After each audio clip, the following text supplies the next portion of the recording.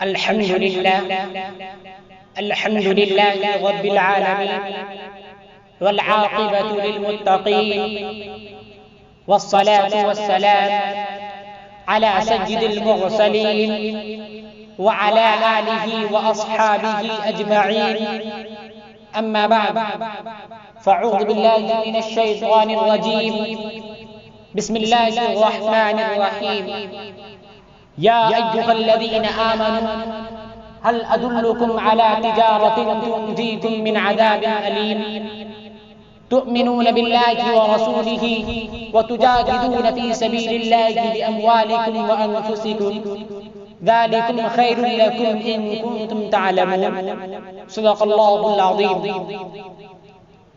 اس فکر میں گم کے زرد ہوئے، اس سوچ میں کلیاں سوکھ گئی، اس فکر میں گم کے زرد ہوئے، اس سوچ میں کلیاں سوکھ گئی۔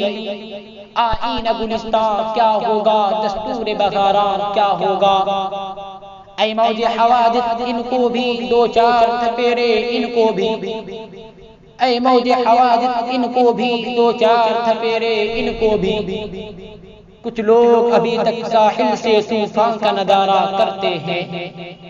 واجب الاحترام معزز اساتذہ کرام اور میرے دینی بھائیوں، آج جب کہ اسلام اور مسلمانوں کے خلاف عالمی سازشیں ہو رہی ہیں، ہر چہار جانب سے اسلامی شعار پر حملے ہو رہے ہیں، کہیں قرآن کو مستم بنایا جا رہا ہے تو کہیں رسالت مآب صلی اللہ علیہ وسلم کے مجسمے تیار کر کے آپ صلی اللہ علیہ وسلم کی شان مبارک کو مدروح کیا جا رہا ہے۔ ان سازشوں کے اندر صرف ہندو فرقہ پرست ہی نہیں بلکہ یہودیت اور عیسائیت بھی بہت اہم رول ادا کر رہی ہے۔ بڑی بڑی سیخونی تحریکیں اور تنظیمیں اس میں کار فرما ہے۔ ایک طرف غیر اسلامی قوتوں کا یہ حال ہے، دوسری جانب مسلمانوں کی حالت بہت ہی افسوسناک دکھائی دے رہی ہے۔ جمود و تعطل کی کیفیت طاری ہے، جوش و جذبہ نظر نہیں آتا، حوصلے اور ولولے بالکل القا ہے۔ آج ضرورت ہے اس جمود کو توڑنے کی، اس تعطل کو ختم کرنے کی، اپنے سینے میں جوش و جذبہ پیدا کرنے کی، حوصلے اور ولولے کی، اسلام مخالف نعروں اور بیانوں کا دندان شکن جواب دینے کی، اسلام کی سربلندی اور ایمان کی بالادستی کی خاطر اپنی جانوں اپنے مالوں کو قربان کر دینے کی، تاکہ اللہ جل و عز کا کلمہ بلند ہو سکے۔ یہی وہ چیزیں ہیں جن کو شیعہ نے جہاد کی تعبیر کیا ہے، اسلامی جنگ و جدال کا نام دیا ہے۔ قرآن کریم کے اندر ہے یا ایھا الذین آمنوا هل ادلکم علی تجارۃ تنجیکم من عذاب علیم تؤمنون باللہ ورسولہ وتجاہدون فی سبیل اللہ باموالکم وانفسکم ذلکم خیر لکم ان کنتم تعلمون۔ ابو داؤد شریف کی روایت ہے کہ مدنی کریم صلی اللہ علیہ وسلم نے ارشاد فرمایا، جاہدوا المشرکین باموالکم وانفسکم والسنتکم، کہ مشرکین سے اپنے مالوں، اپنی جانوں اور اپنی زبانوں کے ذریعہ جہاد کرو۔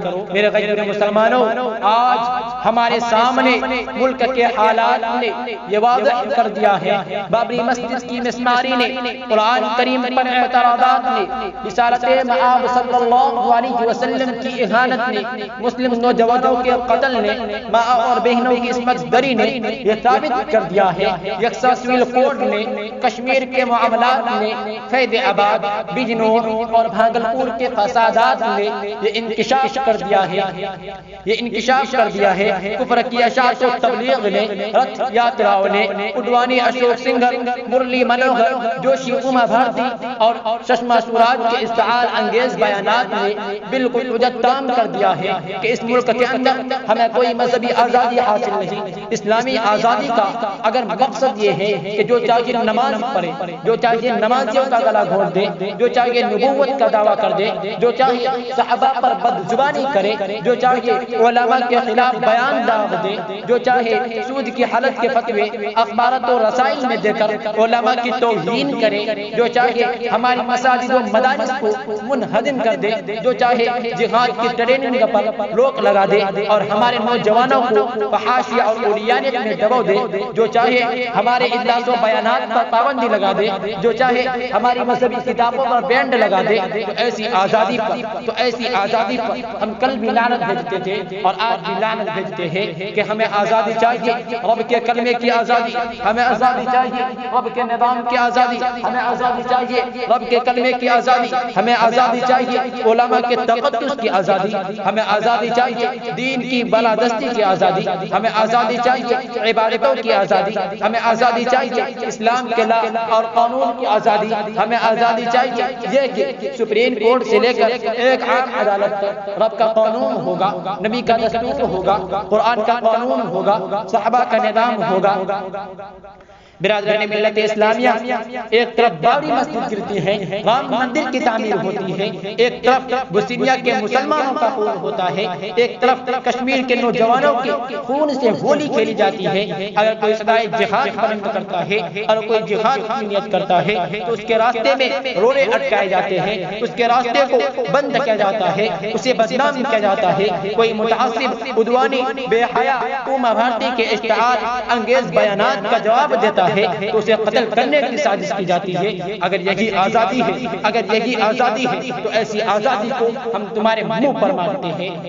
میرے غیر مسلمانوں، ان یہودیوں، عیسائیوں اور ہندوؤں کی جرأت اتنی کیوں بڑھ گئی ہے؟ مدینہ منورہ کو للچائی نگاہوں سے کیوں دیکھ رہے ہیں؟ پاکستان و افغان پر تنقیدہ کیوں کر رہے ہیں؟ ہندوستانی راولوں کو شاباشی کیوں دے رہے ہیں؟ حالانکہ انہی یہودیوں کو کل مسلمانوں نے اتنا مارا تھا، کہیں جگہ نہیں مل رہی تھی۔ آپ حدیث کی کتابوں کا مطالعہ کیجیے، یہی یہودی سیدنا حضرت عمر فاروق رضی اللہ عنہ سے منتیں کر رہے تھے کہ ہمیں خیبر میں رہنے دیجیے۔ جب حضرت عمر فاروق نے ان کو وہاں سے نکالنے کا فیصلہ کر لیا تو ایک برے یہودی نے آ کر کہا، اے عمر فاروق، آپ ہی کے سامنے تو حضور اکرم صلی اللہ علیہ وسلم نے کہا تھا کہ ان یہودیوں کو خیبر میں رہنے دو، تو پھر آج ہمیں کیوں نکال رہے ہیں؟ حضرت فاروق نے جواب دیا، اے دشمن خدا، مجھے حضور کے ایک فرمان یاد ہے، مجھے یہ بھی یاد ہے کہ اللہ کے نبی نے تیری طرف اشارہ کر کے کہا تھا کہ وہ دن بھی آئے گا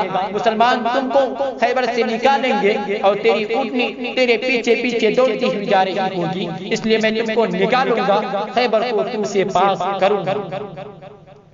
حضرات گرامی، دیکھیے یہی یہودی کل ٹیکس دے کر رہتے تھے، منتیں کر رہے تھے، پھر بھی مار مار کر ان کو خیبر سے بھگایا گیا، مگر آج ان میں اتنی ہمت کیسے آ گئی، اتنی جری کیوں ہو گئے؟ میرے نوجوانوں، بات بس اتنی سی ہے کہ ہم نے جہاد کو بری بسری کہانی بنا لیا ہے، جہاد کے لفظ سے ہم ناآشنا ہو چکے ہیں، جہاد کی اہمیت و فرضیت کو فراموش کر چکے ہیں، ہمارے اندر سے جوش و جذبات مفقود ہو چکے ہیں، ہم نے بزدلی اور عیاری اختیار کر لی ہے، اسلامی تعلیمات کو پس پشت ڈال دیا ہے، ہماری ملت کا شیرازہ بکھر چکا ہے، نہ رہی قلب و زباں میں تیرے ہم آہنگی، نہ رہی قلب و زباں میں تیرے ہم آہنگی، ورنہ تکبیر کے نعروں میں اثر آج بھی۔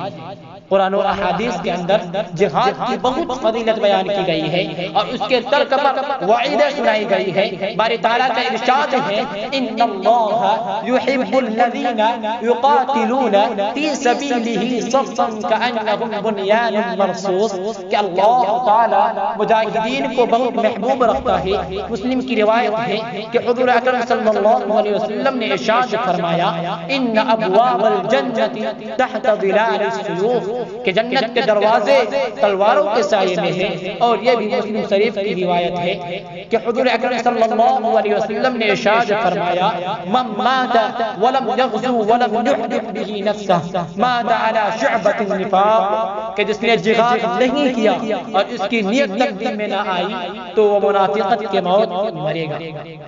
مسلمانوں، آج فیصلہ کر کے بتاؤ، کیا قرآن جھوٹا ہے؟ کیا نبی کی بات جھوٹی ہے؟ اگر نہیں تو سنو، آج ہمارے ملک کے اس قدر سنگین حالات ہیں، ہم نے مانا کہ آج جہاد کے مکمل شرائط موجود نہیں، لیکن کیا تمہارے منہ میں زبان بھی نہیں ہے کہ صدائے احتجاج بلند کر سکو؟ تمہارے قلم میں اتنی طاقت اور زور نہیں کہ اخبارات و رسائل میں حالات کو رقم کر کے مسلمانوں میں جوش و جذبات اور بیداری پیدا کر سکو اور ان کو مستقبل کے لیے تیار کر سکو؟ تمہاری اسی بزدلی کی وجہ سے، اسی کم ہمتی کی وجہ سے اللہ کے کلمے کو نیچے کیا جا رہا ہے، اللہ کی مساجد کو منہدم کر کے رام مندر کی تعمیر کی جا رہی ہے، قرآن کو جلایا جا رہا ہے، استنجے کے لیے استعمال کیا جا رہا ہے، دعوت دین پر پابندی لگائی جا رہی ہے، اللہ کا نام لینا جرم قرار دیا جا رہا ہے۔ برادران ملت، ہم اتنے بزدل ہو گئے، ایک وہ دور تھا جب رستم نے خالد بن ولید سے کہا تھا کہ تم اپنی فوج لے جاؤ ورنہ کاٹ کر رکھ دیں گے۔ پوچھا تم کس کے لیے یہاں آئے ہو؟ لہجے کے اندر تلخی و سختی تھی۔ حضرت خالد نے اس سے بھی اونچا جواب دیا کہ تمہارا خون ہمیں بہت لذیذ لگتا ہے، ہم اسے پینے کے لیے آئے ہیں۔ وہ سر جھکا کے رہ گیا۔ اسی طرح روم کے بادشاہ ناصور نے ہارون رشید کو خط لکھا کہ اب ہم آزاد ہو چکے ہیں، ٹیکس ادا نہیں کریں گے۔ جواب تحریر فرمایا، مضمون یہ تھا کہ اللہ کے نام سے شروع کرتا ہوں۔ ہارون کی جانب سے رومی کتے کے نام مسلمان جواب سنایا نہیں کرتا، دکھایا کرتا ہے تو میرا جواب سنے گا نہیں بلکہ اپنی آنکھوں سے دیکھے گا۔ پھر ہارون نے اپنے لشکر کے ساتھ ناصور کی سرحد پر چڑھائی کر دی۔ ناصور ہاتھ جوڑ کر دوبارہ جزیہ دینے کے لیے تیار ہو گیا۔ ایک زمانے میں مسلمانوں کا حوصلہ اور جذبہ یہ ہوتا تھا، بے باکی اور جرأت مندی ایسی تھی، مگر آج وہ مرد مجاہد نظر آتا نہیں مجھ کو، مگر آج وہ مرد مجاہد نظر آتا نہیں مجھ کو، ہو جس کے رگوں پہ میں فقط مستی کردار۔ آج ہم بھی بغیر کسی لگی لپٹی کے کہہ رہے ہیں، آج ہم بھی بغیر کسی لگی لپٹی کے کہہ رہے ہیں کہ اگر ہمارے ساتھ ایسے ہی برتاؤ کیے جاتے رہے، ہم اسی طرح ظلم و تشدد کی چکیوں میں پیسے جاتے رہے تو ہم بھی ان ظالموں کو، ان رہنماؤں کو اپنا جواب سنائیں گے نہیں بلکہ آ کر دکھائیں گے۔ جس طرح کمانڈر رشید نے افغانستان کی فتح کے لیے جان دے دی، جس طرح مولانا شبیر جیسے مدرس نے دیش کی آزادی کی خاطر جام شہادت نوش کر لیا، جس طرح مدینہ کا شہزادہ شفیق مدنی جلال آباد میں اللہ سے دعا کر کے اے اللہ میرے ٹکڑے ٹکڑے کر دے تاکہ کل میں بتا دوں کہ میں بھی حمزہ کی طرح شہید ہوا تھا، مجھے دفن نہیں کیا گیا، پرندوں نے کھا لیا تھا، جلال آباد میں جان دے دی۔ اسی طرح ہم بھی اپنی مذہبی آزادی کی خاطر گولیاں کھائیں گے، ٹینکوں اور ٹوپوں کا مقابلہ کریں گے، بارودی شعلوں میں جھلسیں گے، لیکن ان متعصب فتنہ پرور اسلام مخالف رہنماؤں کے خون سے ہولی کھیل کر رہیں گے۔ وہ جلد ذیل حوادث میں ڈوب جائیں گے، وہ جلد ذیل حوادث میں ڈوب جائیں گے جو لوگ وقت کا دھارا بدل نہیں سکتے۔ میرے دوستوں اور میرے نوجوانوں، بزدلی مت دکھاؤ، سستی سے کام مت لو، اپنا راستہ اور اپنا منہج متعین کرو۔ اگر ہم اب بھی نہیں بدلے تو ہمیں اپنے اور غیر سب مل کر مٹا دیں گے۔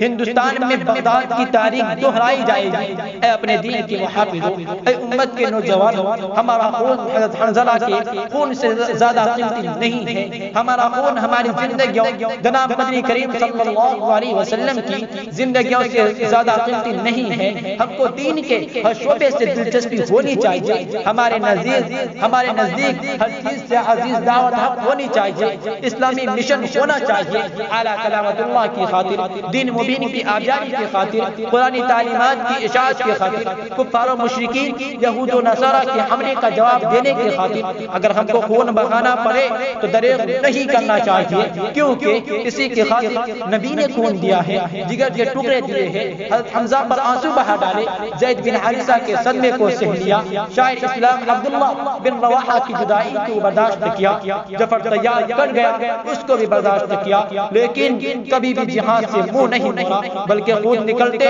اور صحابہ کو نکالتے رہے اور کفار و مشرکین سے لڑتے رہے۔ ارے پیٹ پر پتھر تھے تب بھی لڑتے رہے، تیروں کی گزاریں تھی تب بھی لڑتے رہے، لوگوں نے گھر پر الزامات لگا دیے تب بھی لڑتے رہے، راہیں بند کر دی گئی تب بھی لڑتے رہے۔ میرے بھائیو، ہمیں اس وقت کو نہیں بھولنا چاہیے جب میرے نبی دنیا میں آخری سانس لے رہے تھے اس وقت بھی ایک لشکر تیار تھا جو مدینہ سے باہر چرائی کے لیے جا رہا تھا۔ نبی پاک صلی اللہ علیہ وسلم علم کے بعد جس چیز کو چھوڑ کر گئے وہ اسلحہ تھا، وہ ذرہ تھی، وہ نیزہ تھا۔ آج جو بھی تم سے یہ وراثت چھینے اس سے جھگڑو، لیکن اس وراثت کو ہاتھوں میں رکھو۔ جب تک تمہارے ہاتھ میں چمکتی ہوئی تلواریں رہے گی اس وقت تک تمہاری تقدیر کو کوئی نہیں بدل سکے گا، اور جس دن تم اسلحے سے غافل ہو گئے وہی دن تمہاری بدقسمتی کا ہوگا۔ اگر جانور بھی اپنی حفاظت چھوڑ دے تو اس کو کچا چبا لیا جاتا ہے، جو بھی اپنی حفاظت سے غافل ہو جائے گا اس کے دنیا میں رہنے کا کوئی حق نہیں پہچانا۔ میرے غیرت مند نوجوانوں، اگر ہمیں کشمیر کا منظر دکھلا دیا جائے تو ہم سب کے سب لڑنے مرنے کو تیار ہو جائیں گے۔ معصوم بچے کو لے کر ایک مسلمان بوسنیا کے علاقے میں دوڑتا ہوا جا رہا ہے۔ فوجی نے روکا، پوچھا کہاں جا رہے ہیں؟ کہا بیمار ہے، مرنے کے قریب ہے، اسپتال لے جا رہا ہے۔ اس نے کہا ہمارے پاس اس کا علاج موجود ہے۔ لیا اور اپنے گھٹنے پر رکھ کر خنجر سے ذبح کر ڈالا۔ بچے نے ہچکی لی، اس کا خون اس فوجی پر گرا۔ اٹھ کر اس کے باپ کو مارنا شروع کر دیا کہ اس کا ناپاک خون میرے جسم پر کیوں گرا، اور مارتے مارتے اس کی دونوں آنکھیں نکال ڈالی۔ میرے اسلامی بھائیوں، اب بھی ہم خاموش رہیں گے، اب بھی ہماری زبانیں گونگی رہے گی؟ کیا وہ ہمارا بچہ نہیں جس کو ذبح کیا گیا؟ یاد رکھو حالات بتا رہے ہیں کہ وہ دن دور نہیں کہ ہم بھی ان کفار کے نرغے میں پوری طرح پھنسیں گے۔ ہمارے بھی حقیقی بچوں کو ذبح کر دیا جائے گا، ہماری بھی ماں و بہنوں کی عصمتیں لوٹ لی جائے گی۔ پھر ہم مدد کو پکاریں گے، چیخ پہ چیخ لگاتے جائیں گے، کوئی ہماری امداد کو نہیں آئے گا، کوئی ہماری آواز پر لبیک نہیں کہہ سکے گا۔ سب تماشائی بن کر تماشا دیکھیں گے، اس لیے ہم اپنے فرائض